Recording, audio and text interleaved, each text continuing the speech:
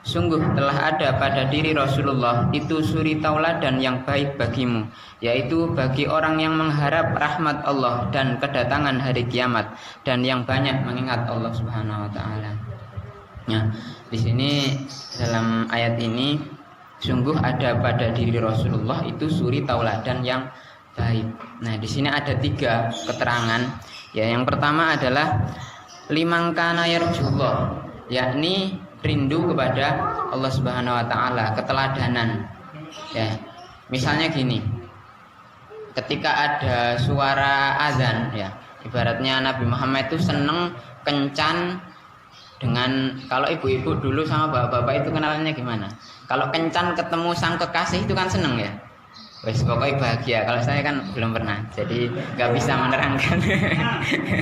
Nah, ini Nabi Muhammad ini rindu kepada Allah, ya yarjullah, yaitu 5 kali seneng bertemu dengan sang kekasih, yakni Allah. Ya, jadi ketika ada azan, Allahu Akbar, hayya 'alas shalah, marilah kita mengerjakan sholat.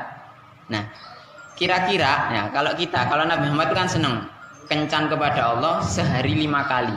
Nah, kira-kira kita, bapak, ibu-ibu, saya pribadi, ketika ada azan itu refleksi kita gimana? Kok udah azan sih? Atau alhamdulillah aku mau kencan kepada Allah. Kira-kira gimana bapak, ibu-ibu? Alhamdulillah, bener. Ibu-ibu rindu nggak kalau ada azan? Oh ya, ganggu pekerjaanku aja, lagi masak gini kok, lagi jualan gini kok. Nah, ini untuk mengukur diri kita, mahabbah, kecintaan kita kepada Rasulullah ketika ada panggilan sang kekasih ketika waktu sholat. Ya, yarjullah. Nah, yang kedua, wal yaumal akhir, yakni rindu kepada kampung akhir. Ya, jadi rumah kita yang akhir itu adalah nanti di akhirat. Jadi dunia ini hanya persinggahan sementara.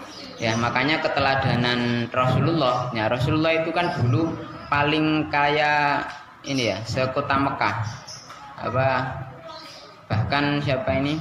Ibu Khadijah itu kan saudagar kaya yang nggak hanya antar kota, tapi Madinah ke Syam itu kan negara ya, jadi ekspornya itu luar negeri. Nah, kaya raya, tapi apa? Meninggalnya di mana? Meninggalnya di tenda pengungsian. Artinya apa? Karena rumahnya di akhirat, dikorbankan semuanya untuk di akhirat. Sama dengan keteladanan beliau Bapak Guru Abdullah Muhtar. Nah, dulu itu kan paling kaya sekecamatan Turi, tapi kemudian hartanya habis untuk kebutuhan agama. Untuk apa? Untuk dibawa pulang nanti di akhirat. Nah, itu keteladanan Rasulullah yang kedua, yakni membawa hasil usahanya pulang ke akhirat. Nah, yang terakhir, yang ketiga, wa dzakarallaha katsira, dan banyak mengingat kepada Allah.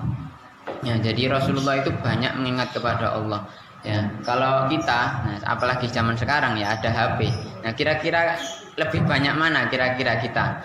Lebih banyak pegang HP atau menyebut nama Allah dalam sehari? Sehari itu kan ada 24 jam. Nah,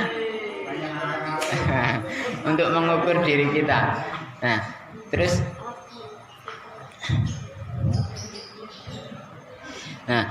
dalam hal itu HP.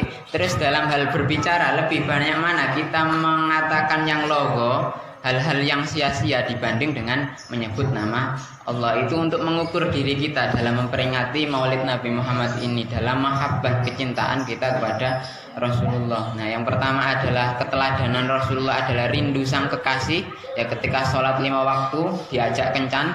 Yang kedua adalah rindu kampung akhirat sehingga membawa hasil usahanya untuk dibawa pulang ke akhirat. Yang ketiga adalah banyak mengingat kepada Allah.